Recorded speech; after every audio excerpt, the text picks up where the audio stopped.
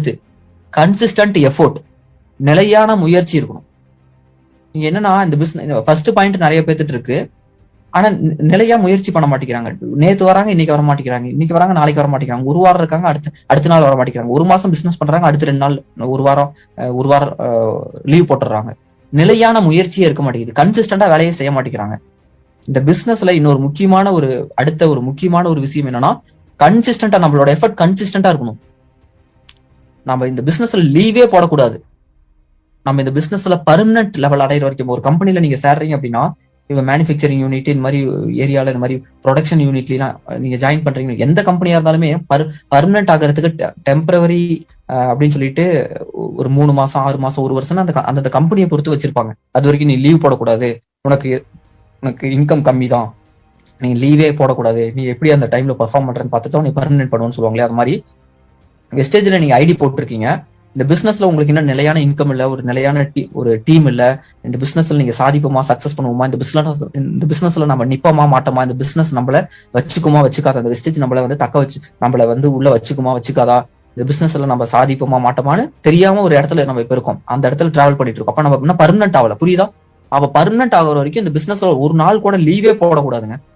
Leave போடாம வேலை செய்யணும், எல்லா நேரமும் உங்களை நீங்க அவைலபிளா வச்சுக்கணும், எந்த காரணமும் சொல்லக்கூடாது, எல்லா டைமும் நீங்க வந்து அவைலபிளா இருக்கணும் உங்களோட டீமுக்கு. உங்களுக்கு கீழே நீங்க ஐடி போட ஆரம்பிச்சதுல இருந்து எல்லா வேலையும் உங்களுக்கு கீழே டீம் டெவலப் ஆக ஆரம்பிக்குது, நீங்க ட்ரைனிங்கா இருக்கட்டும் மீட்டிங்கா இருக்கட்டும் எல்லாமே டைமுக்கு வந்துடணும். உங்களுக்கு ஒருத்தர் ரிமைண்டர் சொல்ற இடத்துலயே சொல்லவே கூடாது. உங்களுக்கு யாராவது ரிமைண்டர் கொடுக்குற இடத்துல நீங்க இருக்கக்கூடாது, நீங்க பல பேருக்கு ரிமைண்டர் கொடுக்குற இடத்துக்கு வந்துடணும். கன்சிஸ்டன்டா எஃபோர்ட் போடணும், டெய்லி வெஸ்டேஜுக்காக வேலை செஞ்சுட்டே இருக்கணும், டெய்லி என்னென்ன செய்யணுமோ அதெல்லாம் பண்ணிக்கிட்டே இருக்கணும், டைமுக்கு நீங்க இருக்கணும், பஞ்சுவல்டா இருக்கணும். உங்களோட எஃபர்ட் அப்படிங்கிறது கன்சிஸ்டன்டா இருக்கணும், சின்ன பிரேக் எடுக்க கூடாது. பிசினஸ் நல்லா புரிஞ்சிச்சு, இவ்வளவு பெரிய பொட்டன்சியல் இருக்கு, எல்லாமே தெரியுது, நல்லா பண்றீங்க, ஒரு கல்யாணம் காது குத்து ஃபங்க்ஷன் நிகழ்ச்சி எனக்கு அது இதுன்னு சொல்லிட்டு சரி கொஞ்சம் நாள் கழிச்சு வந்துக்கலாம் பண்ணிக்கலாம், நல்லா தான் இருக்கு, நான் அப்புறமேட்டு வந்து பண்றேன், அதெல்லாம் வேலைக்கு ஆகாது. அதில் அப்படிலாம் இருந்தா இவ்வளவு பெரிய விஷயம் இருக்கு, அப்படி உங்களுக்கு கீழே காலுக்கடியில ஒரு மிகப்பெரிய தங்க சுரங்கம் இருக்கு, ஆனா நான் அப்புறமேட்டு நான் வந்து எடுத்துக்கிறேன் அப்படிங்கிறது ஏதாவது அர்த்தம் இருக்கா? தெரிஞ்ச உடனே அப்படியே மண்ணை நம்ம என்ன சொல்றது, அந்த மம்முட்டி கடப்பாறை அதெல்லாம் தேடிட்டு கூட இருக்கக்கூடாது, கையை வச்சு அப்படியே சுரண்டி மண் அப்படியே வந்து அள்ளி வெளியே வீசி நம்ம அந்த தங்கத்தையும் அந்த புதையிலையும் கையில் எடுக்கக்கூடாதா? எடுக்கக்கூடாதாங்க? இல்ல நான் போயிட்டு நான் கடப்பாரையும் மம்முட்டியும் போய் நான் வாங்கிட்டு வந்துடுறேன் அப்படின்னு நீங்க கிளம்பி போயிருவீங்களா? காலுக்கடியில தங்க சுரங்கம் இருக்குன்னு தெரிஞ்சிருச்சு கட்டுங்களா, கையில ரத்தம் வந்தாலும் சரி கையை விட்டு அப்படியே வந்து நம்ம கையை விட்டு குழி நோண்டி பொத குழி நோண்டி அந்த தங்கத்தையும் அந்த வைரத்தையும் அந்த புதையிலையும் பாத்திரக்கூடாதா? அந்த மாதிரி வெறி மாதிரி பண்ணணுங்க, அப்பதாங்க இதுல சாதிக்க முடியும். பாயிண்ட் நம்பர் 3, ரெக்ரூட்மெண்ட், ஆள் சேர்ப்பு. இதுதாங்க இந்த பிசினஸ்ல ரொம்ப ரொம்ப முக்கியமான ஒரு பாயிண்ட். இதுவும் ஒரு ஒன் ஆஃப் த பாயிண்ட். இதுல எந்த ஒரு விஷயம் நீங்க குறைஞ்சாலும், எந்த ஒரு விஷயத்துல நீங்க வந்து கான்சென்ட்ரேட் பண்ணலினாலும் இந்த பிசினஸ்ல சக்சஸ் பண்ண முடியும். ரெக்ரூட்மெண்ட் அப்படிங்கிறது தான் நம்ம டீமை நம்ம பில்ட் பண்றதுக்கான அடுத்த படிக்கட்டு. ஏன்னா இந்த 2 விஷயத்துல நீங்க ஸ்ட்ராங்கா இருக்கிறீங்க, அடுத்து ரெக்ரூட்மெண்ட் நீங்க பண்ண ஆரம்பிக்கணும். டெய்லியும் நம்ம பண்ண வேண்டிய வேலைகள்ல அது ஒரு முக்கியமான டாபிக்கே ரெக்ரூட்மெண்ட். கன்சிஸ்டன்ட் எஃபோர்ட் அப்படிங்கிறது எல்லாத்துலயுமே இருக்கணும். அந்த கன்சிஸ்டன்ட் எஃபோர்ட்ல நீங்க கன்சிஸ்டன்டா ட்ரைனிங் பாக்குறீங்க, மீட்டிங் பாக்குறீங்க, எல்லாம் ஓகே. ரெக்ரூட்மெண்ட்டும் கன்சிஸ்டன்டா இருக்கணும், டெய்லியுமே பண்ணணும், டெய்லியுமே ரெக்ரூட்மெண்ட் பண்ணணும். கரெக்டுங்களா? நீங்க எந்த அளவுக்கு வந்து ரெக்ரூட்மெண்ட்டுக்காக வேலை செய்றீங்க, உங்களுக்கு ரிசல்ட் உடனே எல்லாம் வராதுங்க.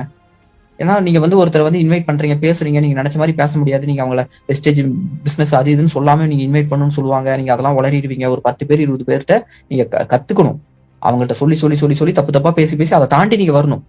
நீங்க என்ன பண்றீங்க, 2 பேர் 4 பேர் 10 பேர்கிட்ட பேசினதுக்கு அப்புறம் நமக்கு முடியாதுடா, 10 பேரும் வேணாம்னு சொல்லிட்டாங்க, 10 பேரும் வெஸ்டேஜான்னு கேட்கறாங்க, 10 பேரும் மீட்டிங் பார்த்துட்டு சேரல, இதுக்கப்புறம் மட்டும் இவங்க மட்டும் வந்துட போறாங்களா, இவங்க மட்டும் சேர்ந்துட போறாங்களா, இவங்க மட்டும் பாத்திர போறாங்களா, இவங்க மட்டும் நமக்கு ரெஸ்பாண்ட் பண்ணிட போறாங்களா, நீங்களா ப்ரீஜட்ஜ் பண்ணிட்டு பண்ணக்கூடாது. நம்ம அடுத்தடுத்த லெவலுக்கு நம்ம கத்துக்கிட்டு போயிட்டே இருக்கணும். நம்ம மனசுக்குள்ள நம்ம வந்து ஒரு சில விஷயங்கள் நம்ம இம்ப்ரூவ் பண்ணிட்டு இருக்கிறோம். ஒருத்தர் பேசுறோம், அடுத்த நபர்கிட்ட பேசும்போது இவங்க இப்படி பேசுறாங்க, ஓகே, அடுத்து இவங்க இப்படி பேசுறாங்க. மொத்தமா மக்கள் எத்தனை விதங்க? நான் ஒவ்வொரு மக்களும் ஒவ்வொரு விதமா கிடையாது, எல்லாத்தையும் அப்படி நம்ம குரூப் பண்ணிடலாம். இப்படிதான் இருக்கிறாங்க, ஒரு சிலர் இப்படி இருக்காங்க, ஒரு சிலர் இப்படி இருக்காங்க, ஒரு சிலர் இப்படி இருக்காங்க, குரூப் பண்ணிடலாம். அப்ப நீங்க பல பேர்த்திட்ட பேசிட்டீங்கன்னா ஒரு சிலர் இப்படி இருப்பாங்க, ஒரு சிலர் இப்படி வருவாங்கன்னு தெரிஞ்சுக்கலாம். அப்ப வரவங்களை கண்டுபிடிச்சிடலாம். ஏங்க நாங்க இத்தனை பேர் இந்த பிசினஸ் பண்ணலையா, இத்தனை பேர் இந்த பிசினஸ் நம்பலையா, இத்தனை பேர் யங்ஸ்டர்ஸ் இந்த பிசினஸ்ல நாங்க இறங்கி வேலை செய்யலையா, இத்தனை பேர் இந்த பிசினஸ்ல நாங்க வந்து நம்பி முழு மூச்சோட பண்ணலையா, நீங்க எல்லாம் பண்ணலையா? அப்ப இன்னும் பல பேர் பண்றதுக்கு வெளியே அவளோட இருக்கிறாங்க. அவங்கள நம்ம கண்டுபிடிக்கணும். பண்ணாதவங்க ஏன் பண்ணல ஏன் பண்ணல ஏன் பண்ண மாட்டேங்கிறாங்க அப்படின்லாம் நீங்க தேடிட்டு இருக்காதீங்க, ரிசர்ச் பண்ணாதீங்க. கட்டுங்களா? ஒரு ஏரியால வந்துட்டு ஒரு இட்லி கடை ரொம்ப ஃபேமஸ். அங்க வந்து ரொம்ப ரொம்ப ரொம்ப ரொம்ப ரொம்ப கூட்டமாவே இருக்கு. மிகப்பெரிய லெவல்ல பிசினஸ் நடக்குது. கட்டுங்களா? அந்த கடை நல்லா ஃபேமஸ் ஆயிருச்சு. அதனால அந்த ஏரியால இருக்கிற எல்லாருமே நானும் இட்லி கடை போறேன்னு உட்காந்துருவாங்களா? உட்கார மாட்டாங்கல்ல. அப்ப அது மாதிரிதான் வெஸ்டேஜ் பிசினஸ். நீங்க பிசினஸ் இவ்வளவு பெரிய பொட்டன்சியல் இருக்கு அப்படின்னு தெரிஞ்சாலும் எல்லாரும் உடனே எல்லாம் வந்துட மாட்டாங்க. அப்படிலாம் வந்து எந்த ஒரு இடத்துலயுமே எங்கேயுமே நடக்காது. வெஸ்டேஜ்ல அப்படிதான். நம்ம தான் தேடி தேடி தேடி தேடி பொறுக்கி நம்ம டீமை டெவலப் பண்ணோம். அப்படி டெவலப் பண்ண ஏன்னா வெஸ்டேஜ் அவ்வளவு ஈஸியா சம்பாதிச்சிடலாம் அப்படின்னா எல்லாரும் வந்துருவாங்களே. இங்க பெரிய இன்கம் இருக்கு, எஃபோர்ட்டுக்கு ஏற்ற இன்கம் இருக்கு. அந்த எஃபோர்ட் நீங்க போட்டாதான் இன்கம் வரும். அந்த பெரிய இன்கம் அடைய முடியும். நீங்க சின்னதா எஃபோர்ட் போட்டீங்கன்னா சின்ன ரிசல்ட் வரும், பெரிய எஃபோர்ட் போட்டா பெரிய ரிசல்ட் வரும். அப்ப பெரிய எஃபோர்ட்டே போட்டலாமே. வாழ்க்கை வந்து பெரிய லெவல்ல மாறணும்னா பெரிய லெவல்ல எஃபோர்ட் போடணும். வாழ்க்கை ஓரளவுக்கு மாறணும்னா இப்ப உங்க வாழ்க்கை வந்து சாப்பாட்டுக்கே வழி இல்ல, அப்ப எந்த வேலை கிடைச்சாலும் பரவாயில்லன்னு தோணும். அப்ப அந்த வேலைக்கான எந்த வேலை கிடைச்சாலும் பரவாயில்லங்கிற எஃபோர்ட் போடுவீங்க. அப்ப சாப்பாட்டுக்கு வழி பிரச்சனை இல்லாம போகும். இல்ல ஒரு நல்ல வேலைக்கு போகணும்னு நீங்க டார்கெட் பண்றீங்க. அப்ப நல்ல வேலைக்கு ஒரு மாசம் ஒரு 20,000 30,000 40,000 சம்பளத்தை நீங்க அதுக்கான அந்த வேலைக்கு அந்த வேலையை தேடுறதுக்காக எஃபோர்ட் போடுறீங்க. அந்த வேலை உங்களுக்கு கிடைக்கும். ஓரளவுக்கு ஸ்மூத்தான ஒரு நல்ல ஒரு வாடகை வீட்டுல நல்ல வந்து ஒரு டிவி ஃப்ரிட்ஜ் அதெல்லாம் வாங்கி வச்சுட்டு ஒரு ஸ்மூத்தான ஒரு வாழ்க்கையை போடுவீங்க. எந்த நம்ம எஃபோர்ட் போடுறோமோ, நம்ம மிகப்பெரிய பிரம்மாண்டமான ஒரு வாழ்க்கையை வாழணும்னா அதுக்கான எஃபோர்ட்டை போட்டீங்கன்னா அந்த ரிசல்ட் வரும். அப்ப போடுறதுன்னு ஆயிடுச்சு, பெரிய எஃபோர்ட்டை போட்டு பெரிய வாழ்க்கையவே வாழலாமே. ஓகேங்களா? அதே மாதிரி ரெக்ரூட்மெண்ட்டை வந்து எப்படி முறைப்படி பண்ணணுமோ அது மாதிரி பண்ணுங்க. உங்க இஷ்டத்துக்கு பண்ணக்கூடாது. டெய்லியுமே பண்ணணும். கன்சிஸ்டண்டா ரெக்ரூட்மெண்ட் பண்ணணும். பெரிய லெவல்ல பண்ணுங்க. ஒரே ஒரு ரெக்ரூட்மெண்ட் உங்க ஃப்ரெண்ட்ஸ் ரிலேட்டிவ் தாண்டி எப்படிலாம் சோசியல் மீடியால நம்ம திரும்புற பக்கம் எல்லாம் கண்ணில் பாக்குறவங்க எல்லாம் நம்ம ப்ராஸ்பெக்ட் தான். நான் கேட்கறேன், நீங்க ரோட்ல போய் நின்றுட்டு உங்களுக்கு வெஸ்டேஜ் தெரியுமா, உங்களுக்கு வெஸ்டேஜ் தெரியுமா, உங்களுக்கு வெஸ்டேஜ் தெரியுமா, வெஸ்டேஜ் தெரியுமான்னு 100 பேர்கிட்ட கேளுங்க. 100 பேத்துல வந்து 90 பேர் வெஸ்டேஜா அப்படின்னா அப்படின்னா அப்படி அப்படின்னா அப்படிதான் கேட்பாங்க. கட்டுங்க. ஏன்னா உங்க கண் அதுல மீதி இருக்கக்கூடிய 10 பேருமே நான் எங்கேயோ கேள்விப்பட்டிருக்கேங்க சொல்லியிருக்காங்கன்னு தான் சொல்லுவாங்க. நீங்க போய் ரோட்ல நின்று 100 பேர்த்து கேளுங்க. 100 பேத்துல யாராவது ஒருத்தராவது 1 லேக் எவ்வளவு இன்கம் எடுக்கிறவங்க இருக்காங்களா? கண்ணு உங்க நீங்க ரோட்ல நின்று பாக்குறவங்க எல்லாரும் வெஸ்டேஜ் பிசினஸ் பண்ணிட்டு லட்ச லட்சமா சம்பாதிக்கிறவங்களா? இல்ல. அப்ப நம்மள்ட்ட எவ்வளவு பெரிய பொட்டன்சியல் இருக்கு. அப்ப ஏன் வந்து நீங்க வந்து இதை பார்க்க மாட்டேங்கிறீங்க? கஷ்டம் தான். அந்த கஷ்டத்துக்கு தான் இங்க காசு அவ்வளவு காசு தராங்க. அவ்வளவு காசு வேணும்னா அவ்வளவு கஷ்டப்பட்டு தான் தீரணும். கட்டுங்களா? ரெக்ரூட்மெண்ட்டை எப்படி பண்ணணுமோ அது மாதிரி பண்ணுங்க. என்ன சொல்லணும் என்ன சொல்லக்கூடாது எப்படி இன்வைட் பண்ணுங்கிறத இம்ப்ரூவ் பண்ணுங்க. என்ன தப்பு நடக்குதுங்கிறத செக் பண்ணி அதை சரி பண்ணிக்கோங்க.